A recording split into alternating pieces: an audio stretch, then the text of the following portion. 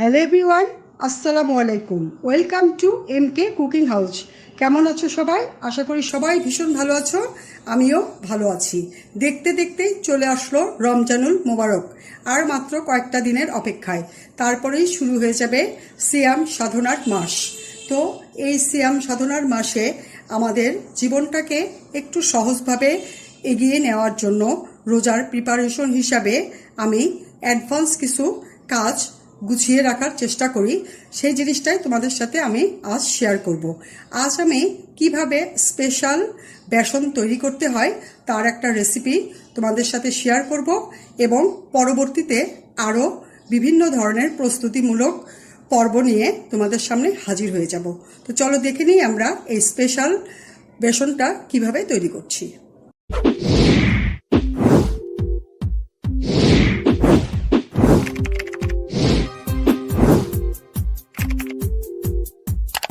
Special বেসন তৈরি করার জন্য এখানে আমি চুলার উপরে একটা বড় সাইজের ফ্রাই প্যান নিয়েছি। আর এটার ভিতর আমি প্রথমে নিয়ে নিচ্ছি 1/4 কাপ বুটের ডাল, নিচ্ছি 1/4 কাপ মসুরের ডাল, নিচ্ছি 1/4 কাপ মাসের ডাল, নিচ্ছি 1/4 কাপ মুগের ডাল, আর নিচ্ছি 1/4 কাপ পোলাওয়ের চাল। এখন সবগুলো চাল এবং ডাল আমি একসাথে মিক্সড করে এগুলো ভেজে নিব। আর এটা ভাজতে হবে মিডিয়াম টু লো হিটে, বেশ সময় ধরে এটা আস্তে আস্তে ভাজতে হবে।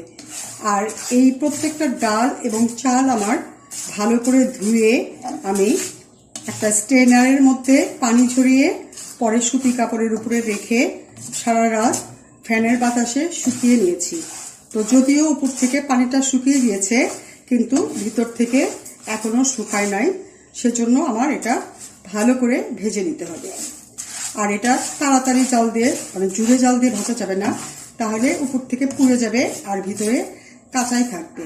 সেজন্য এটা আমি দীর্ঘক্ষণ এরকম নেড়ে চেড়ে সুন্দরভাবে মুসমুসো করে ভেজে নেব।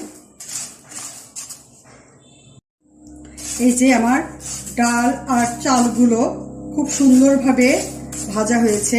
এটা আমি কমপক্ষে 15 থেকে 16 মিনিটের মতো আস্তে জালে ভেজে নিয়েছি। ভেজে দেখো জিনিসগুলো পানি শুকিয়ে একদম ছোট ছোট চুপসে গেছে আর জিনিসটা অল্প হয়ে গেছে। তো এইভাবে ভেজে নিলে এই বেসনটা স্বাদে গন্ধে খুবই অন্যরকম হবে আর খেতে অনেক বেশি টেস্টি এবং সুগন্ধে ভরপুর হবে। আর পুষ্টিকর তো অবশ্যই হবে, কারণ বিভিন্ন ধরনের ডাল যেহেতু এটার মধ্যে আছে। তো দেখো এইভাবে তোমরাও ভেজে নিবে। আর এটা ততক্ষণ পর্যন্ত ভাজবে যতক্ষণ পর্যন্ত এটা মুখে দিয়ে একটা খেয়ে দেখবে যেন দাঁত দিয়ে ভেঙে মুড়মুড় করে ভেঙে যায় আর এটা সুন্দরভাবে চিবিয়ে খাওয়া যায়। আমি একটা মুখে দিয়ে তোমাদের শব্দ শোনাচ্ছি। শব্দটা নিশ্চয় শুনতে পাচ্ছ। তো এইভাবে যখন কুরকুরে হয়ে ভাজা হবে, মুসমুসে হয়ে, ততক্ষণ পর্যন্ত এটা ভাজতে হবে। তো আমার এটা ভাজা হয়ে গিয়েছে। এখন আমি এটা চুলা বন্ধ করে ঠান্ডা করে নিব, পরে এটা বাটিতে ঢেলে ব্লেন্ড করে নিব।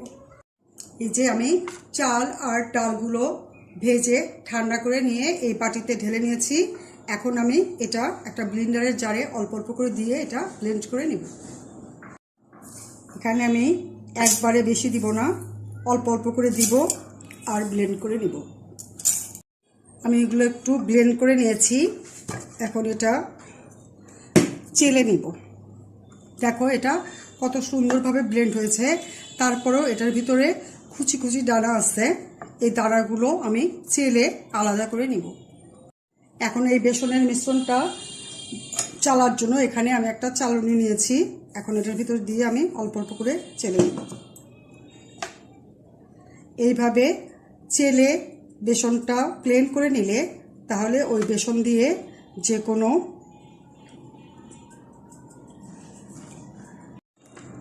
কোনো চপ বেগুনি, পাকুড়া বা বুন্দিয়া বানালে সেটা খুব সুন্দর ফুলকো হয়। সেজন্য এটা চেলে নিতে হবে। চেলে দেখো এটার ভিতরে আমার অনেকগুলো লাম্পস বের হয়েছে। এগুলো আমি ফেলে দিব না, এগুলো আবার আমি ব্লেন্ড করে নিব এবং আবার চেলে নিব।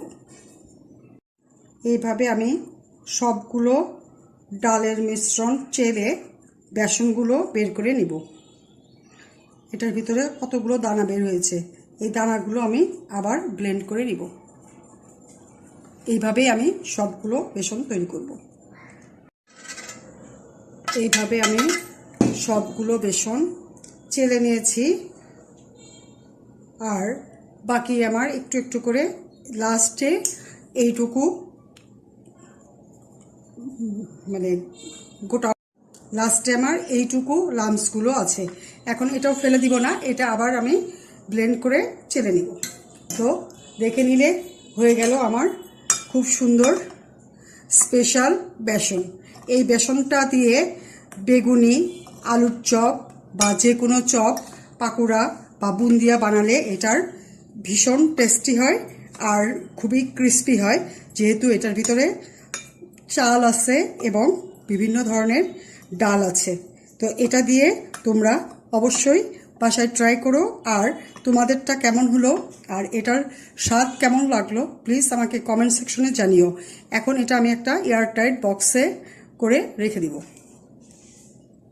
এখানে আমি একটা কাচের বয়াম নিয়েছি, এই বয়ামের মধ্যে আমি এখন এটা তুলে রেখে দিব। এটা তোমরা যে কোনো বয়ামে বা এয়ারটাইট বক্সে রেখে দিতে পারো। আর এটা যেহেতু খুব ভালো করে ভেজে তৈরি করে নিয়েছি, সো এটা নর্মাল ওয়েদারেই 4-5 মাসের মতো তোমরা এটা রেখে ব্যবহার করতে পারবে, কোনো সমস্যা হবে না, স্বাদ গন্ধ অটুট থাকবে। এর চেয়েও যদি তোমরা বেশি দিন সংরক্ষণ করতে চাও তাহলে ফ্রিজের নর্মাল চেম্বারে রেখে সারা বছর এটা তোমরা ব্যবহার করতে পারবে। সেই ক্ষেত্রে স্বাদ এবং টেস্ট এবং সেন্ট কোনোটারই পরিবর্তন হবে না। তো এইভাবে আমি সবগুলো বেসন কাচের বয়ামের মধ্যে ভরে নিয়েছি। এখন এটা আমি একটা ঢাকনা দিয়ে সুন্দরভাবে আটকে দিব। বাস হয়ে গেল আমার খুব সুন্দর স্পেশাল বেসন। তো রোজার আগে এই বেসনটা তৈরি করা থাকলে যে কোনো সময় আমরা ইফতারিতে এটা ব্যবহার করতে পারি, আর ফুলকো ফুলকো করে বিভিন্ন ধরনের চপ, বেগুনি আর পাকুড়া বানিয়ে নিতে পারি। তোমরা এটা বাসায় অবশ্যই ট্রাই করো, আর বন্ধুদের সাথে বেশি বেশি শেয়ার করো। রোজার আগে রোজার স্পেশাল বেসন সবার সাথে শেয়ার করে দিও। সবাই যেন এরকম তৈরি করে স্বাস্থ্যসম্মতভাবে ঘরেই তৈরি করে সুস্থ থাকে এবং সবাই মিলে মজা করে খেতে পারে। তো ভালো লাগলে প্লিজ আমাকে লাইক, কমেন্ট, শেয়ার করতে ভুলো না। আর এটাতে যদি তোমরা চ্যানেলে নতুন হও প্লিজ সাবস্ক্রাইব করো, আর যদি অলরেডি সাবস্ক্রাইব করে থাকো তাহলে অনেক অনেক ধন্যবাদ। সবাইকে অগ্রিম রমজানুল মোবারক। ভালো থেকো সবাই, সুস্থ থেকো। Thank you. আল্লাহ হাফেজ।